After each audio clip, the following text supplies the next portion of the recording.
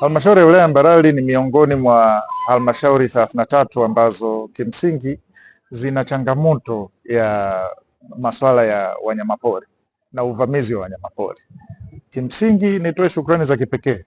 kwa Mheshimiwa Rais wa Jamhuri ya Muungano wa Tanzania Daktari Samia Suluhu Hassan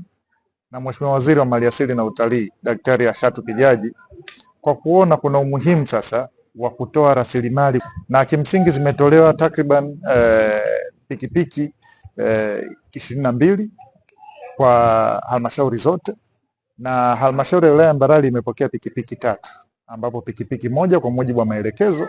itakwenda kwa afisa wa wanyamapori na pikipiki 2 zitakwenda kwa jumuiya ya uhifadhi wa wanyamapori. Kwa hiyo natoa shukrani zangu za dhati sana kwa serikali ya awamu ya 6. Jukumu letu sisi kama halmashauri ni kuhakikisha tunafuata maelekezo na utaratibu wa namna ambavyo pikipiki hizi zitagawanywa kwa namna ambavyo tumeelekezwa, lakini pia kuzisimamia ili zitumike kwa mujibu wa utaratibu unaotakiwa. Lakini pia kama halmashauri kupitia idara ya maliasili tutaendelea kutoa ushirikiano wa kipekee kwa afisa wa wanyamapori wanaotuzunguka, lakini pia kwa jumuiya za hifadhi ambazo tunazo hapa halmashauri ya wilaya ya Mbarali. Lakini kipekee kabisa niendelee pia kutoa hamasa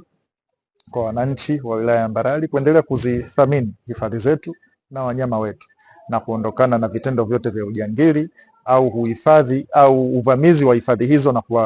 kuleta madhara kwa namna moja ama nyingine kwa wanyama ambao wapo kwenye hifadhi hizo.